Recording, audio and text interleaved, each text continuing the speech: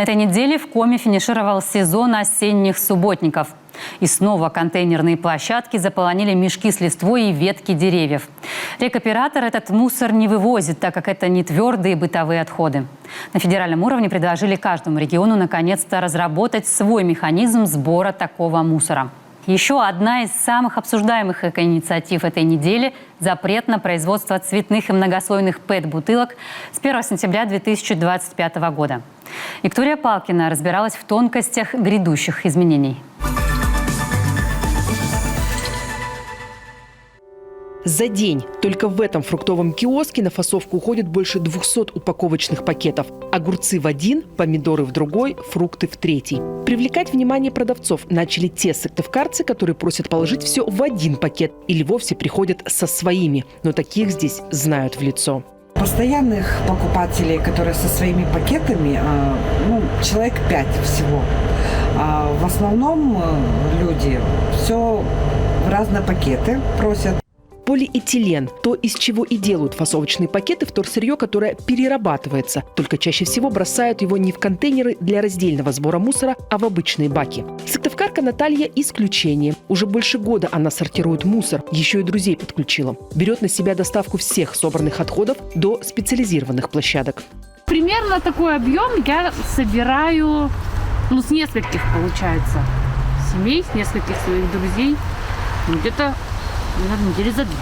Сегодня пластиковая упаковка и тара занимают около половины от всего объема твердых коммунальных отходов. Первые ограничения трудноутилизируемых видов упаковки начнутся с 2025 года. Так под запретом оказались бутылки для пищевой промышленности всех цветов, кроме бесцветного, голубого, зеленого, коричневого и белого. В перечень добавили упаковку с нанесенной этикеткой из поливинилхлорида и многослойные бутылки. Термоусадочные этикетки разрешены.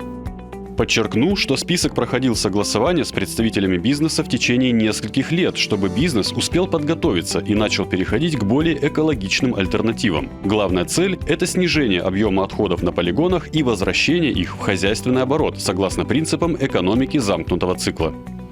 Мы это решение ждали давно, и правительство поступательно идет к этому решению. Я понимаю, что здесь сложное решение на самом деле, потому что вы же понимаете, что есть серьезное лобби, которое производит в настоящее время упаковку, которое сейчас говорит о том, что это приведет к удорожанию продукции для конечного потребителя, но правительство заняло жесткую позицию о том, что неперерабатываемые или трудноперерабатываемые фракции не должны производиться производителями для того, чтобы они потом не оказывались на наших мусорных полигонах. В этом экопункте, что в Ильгарте, за 3 месяца собирают целую газель вторсырья. Стараются максимально сократить объемы в ручном режиме. К примеру, для жестяных банок есть специальная кувалда. Вот так выглядит банка до того, как мы ее обработали нашим агрегатом. А вот эта банка выглядит в смятом состоянии. Видите, какая разница в объемах? Среди активистов и настоятель местного прихода иерей Дмитрий Хрусталев. Он уверен, что нужно бить во все колокола и активнее обсуждать экотематику, потому что такие небольшие площадки уж точно не решат проблему сбора вторсырья. Да и местные власти не проявляют никакого интереса к экоцентру, и силы активистов уже на исходе. Самая эффективная система раздельного сбора отходов, конечно же, это когда мы сортируем отходы на уровне домохозяйства. Если все это свалено в кучу, грязно и куда-то привезли на какой-то пункт сортировки, это, конечно же, все будет неэффективно. Выберут только часть фракции, очень маленькую, самую выгодную, все остальное пойдет на полигон, на захоронение. А для того, чтобы наладить сортировку на уровне домохозяйств, нужна продуманная политика государства. Нужно вкладывать деньги в социальную рекламу, в организацию сети экопунктов, в субсидирование перевозок вторсырья, его сбора, сортировки. Но тогда мы получим через 3 года, может быть через 5 лет, резкое уменьшение объема бытовых отходов.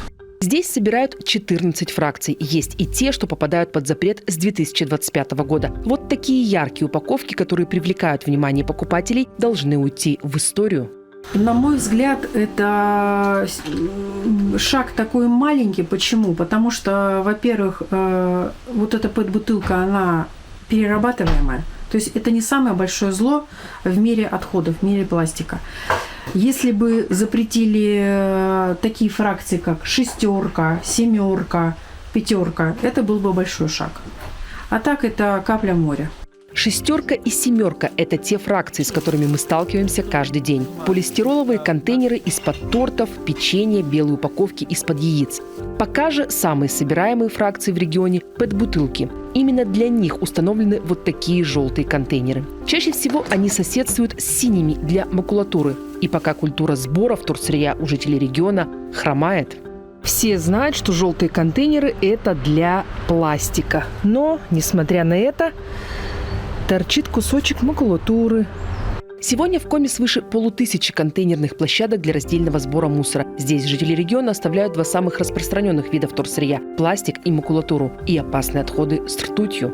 Начиная с прошлого года мы официально стали показывать статистику по обработке отходов, поскольку у нас региональный оператор, который оказывает услугу по обращению с отходами на территории республики, официально получил лицензию на обработку отходов. Поэтому эта цифра уже не 0, что очень радует. И к увеличению этой цифры мы стремимся. Порядка 1% в месяц отходов, которые проходят обработку, мы показываем официально. Но эта цифра гораздо больше, потому что нормативно, к сожалению, не определен порядок учета тех отходов, которые поступают на предприятия, в экопункт. Это так называемая серая зона, поэтому общая цифра, она, конечно, гораздо больше.